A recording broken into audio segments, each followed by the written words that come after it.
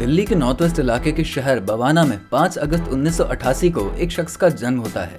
जब ये शख्स 16 साल का हुआ तब उसने किताबों को छोड़कर बंदूक से दोस्ती कर ली और बन गया जुर्म की दुनिया का बेताज बादशाह। आज इस शख्स को दिल्ली का दाऊद भी कहा जाता है।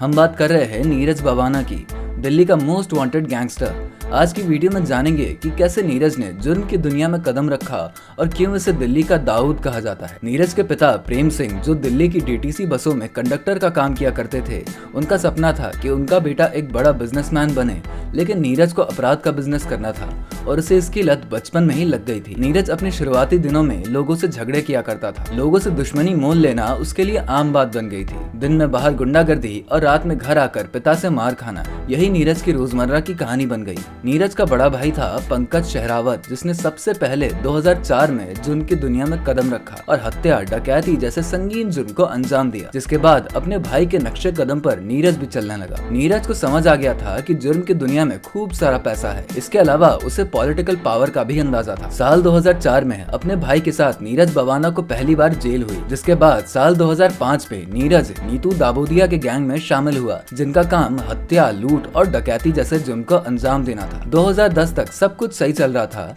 लेकिन साल 2011 के आते आते नीरज ने अपने ही हिस्सेदार नीतू दाबोदिया से दुश्मनी मोल ले ली और उसने चुन कर नीतू दाबोदिया के गैंग के हर एक मेंबर को मार डाला। कुछ ही समय में उसने पूरी गैंग का सफाया कर डाला। नीतू दाबोदिया नीरज के रास्ते का एक पत्थर था, जो 26 अक्टूबर 2013 में पुलिस के एनकाउंटर में मारे जाने के बाद हट चुका था। नीरज ने फिर जुर्म की दुनिया में हत्या, डकैत, लूट, फिरौती जैसे वारदातों को अंजाम देना शुरू किया और देखते ही देखते नीरज काफी ज्यादा ताकतवर बन चुका था। नीरज के ऊपर कुल 40 से भी ज्यादा मर्डर, अटेम्प्ट टू मर्डर और एक्सटॉर्शन के चार्जेस लगे हुए थे और पुलिस उसे कई बार गिरफ्तार कर चुकी थी, लेकिन वो कैसे भी करके बाहर आ जाता था। 7 अप्रैल 2015 का वो दिन जब नीरज बवाना रात के समय अपने घर वालों से मिलने के लिए जा रहा होता है, तभी वहाँ पर पुलिस ने उसे रोहतक के मेन रोड पर धर दबोचा और तब से लेकर अब तक वो तिहाड़ जेल में बंद है। दिल्ली के पश्चिमी, उत्तरी और बाहरी क्षेत्र की पुलिस के लिए सरदर्द बन चुका है नीरज बवाना। आज भले ही तिहाड़ जेल की सलाखों में सजा काट रहा हो, लेकिन उसके काले कारनामे आज भी चालू हैं और वो अपने गैंग को जेल की सलाखों के पीछे बैठकर ही ऑपरेट कर रहा था। तिहाड़ जेल में नीरज की मुलाकात होती है फजल उर रहमान, जो दाऊद इब्राहिम का खास आदमी है, जिसके ऊपर जेल में बैठकर जबरन वसूली के रैकेट चलाने का आरोप था। जेल में फजल उर रहमान ने नीरज बवाना को सिखाया कि वो कैसे जुर्म की दुनिया में अपना सिक्का और भी ज्यादा मजबूत कर सकता है। उसने नीरज को जेल के अंदर दाऊद की कहानियां सुनाकर उसे जबरन फिरौती और वसूली के कारोबार में उतरने के लिए राजी कर दिया। आज नीरज जेल में बैठकर ही अपने जुर्म के कारोबार को अंजाम दे रहा है। नीरज के गैंग में कुल 100 लोग हैं, जिसमें 2 दर्जन से भी ज्यादा शार्प शूटर्स हैं। नीरज और आसपास की बाकी गैंग अक्सर दिल्ली में वर्चस्व की लड़ाई लड़ते रहते हैं और इस दौरान इन गैंग्स में खून की होली खेली जा चुकी है। ऐसा ही एक वाकया साल 25 अगस्त 2015 में हुआ, जब नीरज ने अपने दुश्मन प्रदीप ओला को मारने का प्लान बनाया। उस समय पुलिस नीरज को जेल वैन में कोर्ट से जेल लेकर जा रही थी। इस वैन में प्रदीप ओला और पारस जैसे अपराधी भी मौजूद थे, जिसकी खबर नीरज ने अपने शूटर्स को पहले ही दे दी थी और फिर मौका देखते ही नीरज के आदमियों ने इन दोनों को मौत की नींद सुला दी। नीरज बवाना आज के समय अपने सभी दुश्मनों को अपने रास्ते में अलग कर चुका है, जिससे उसका साम्राज्य और भी ज्यादा ताकतवर हो उठा है। तो दोस्तों, ये थी कहानी जुर्म के बादशाह नीरज बवाना की, जिसका खौफ एनसीआर की गलियों में आज भी गूंजता है। अगर वीडियो पसंद आया हो तो इसे लाइक करके हमारे चैनल माफिया टॉक को सब्सक्राइब जरूर करें।